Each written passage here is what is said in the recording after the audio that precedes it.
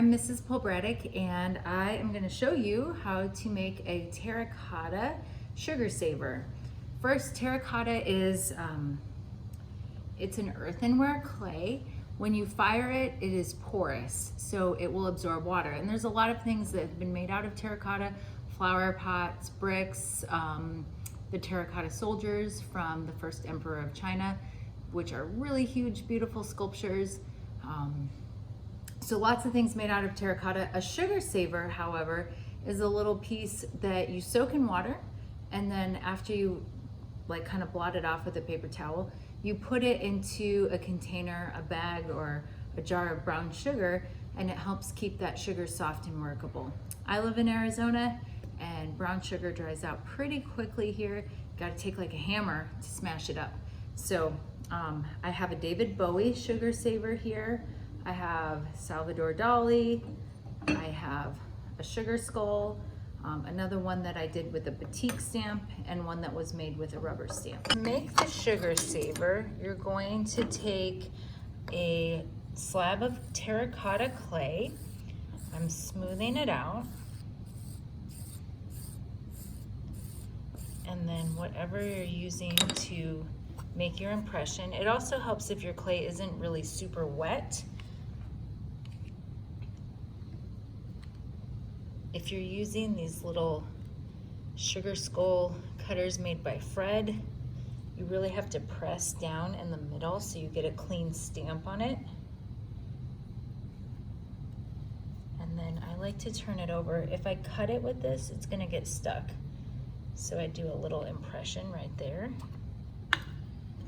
And then I take my knife. You could do a knife, a needle tool, a paper clip, whatever, to cut around.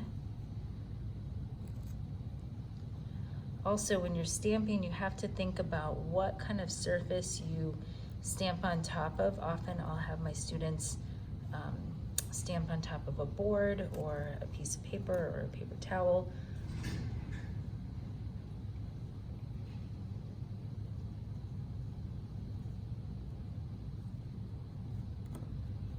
So I cut around it really carefully.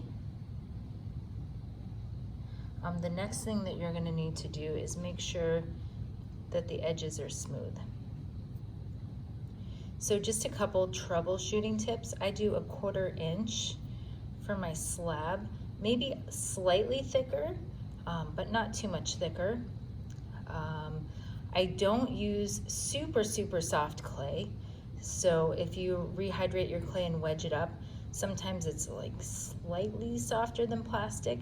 That will stick. I don't smooth the top of this surface out with water because the water against the plastic stamp would also stick.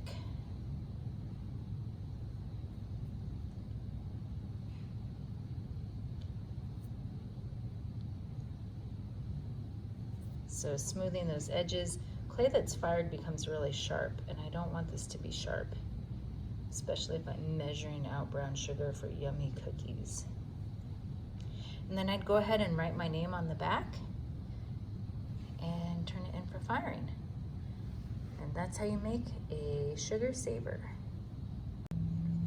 I also want to add real quick, this is the terracotta clay unfired, and this is the terracotta clay fired to cone 06, so 1830 degrees.